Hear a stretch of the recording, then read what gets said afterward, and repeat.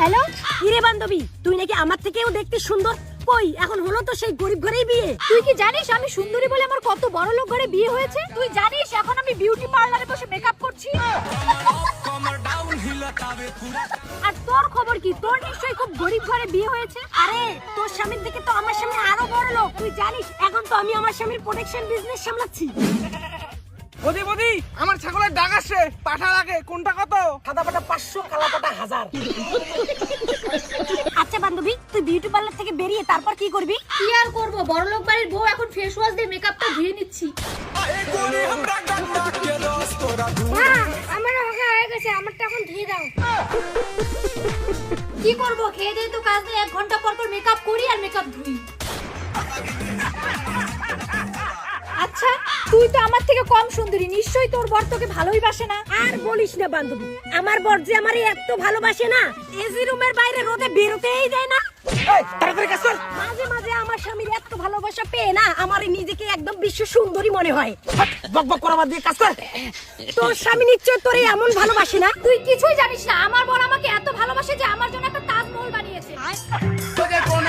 আর জানিস আমার বর তো আমার জন্য মদ খাওয়া ছেড়ে দিয়েছে। আজ পর্যন্ত আমার গায়ে হাতই তোলেনি।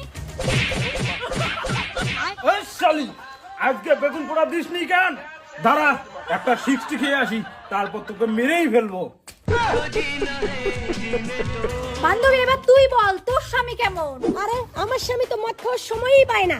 আমার স্বামী তো রিয়েল এস্টেটের ব্যবসা করে, জমি কেনে আর বেচে। আরে লাগবে নাকি? জাঙ্গিয়া প্যান্ট, স্যান্ডেল গেঞ্জি, জামা কাপড়, স্যুট প্যান্ট মাত্র 50 টাকা পিস। এটাই তো স্বামীর মেইন বিজনেস। আচ্ছা তোর স্বামী কিসের বিজনেস করে বললি না তো?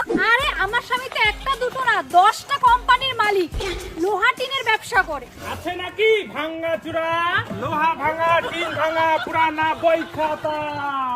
আরে আমার এখন স্নান করার সময় হয়ে গেছে, তুই স্নান করবি না? আরে বান্ধবী, চান তো করবই, তার আগে আমার স্বামীর জন্য ফলমূল কাটতেছি। আচ্ছা। একটু পরে সেই খাবে তো, বড়লোক মানুষ তো ফলমূল ছাড়া আবার কিছু খায় না। এই নাও তোমার সেরা জাঙ্গিয়ার সেলাই কমপ্লিট। বাহ, আবার 5 বছর পুরনো জাঙ্গিয়াটা আবার করতে পারবো। বান্ধবী তুই তাহলে কখন স্নান করবি? হ্যাঁ, এখন তো আমি সুইমিং পুলে সাঁতার কাটছি। ঠিক আছে বান্ধবী, এখন আমি রাখি, ভালো করে স্নান করি আর তুইও স্নান কর। ঠিক আছে বান্ধবী, এখন তাহলে রাখ, আমিও সুইমিং পুলে সাঁতার কাটতে যাব। না যাই, আমার সাদা পাটা আর কালো পাটার জন্য ঘাস কেটে আনি। না, এখন গরুর জন্য ঘাস কাটতে যাই।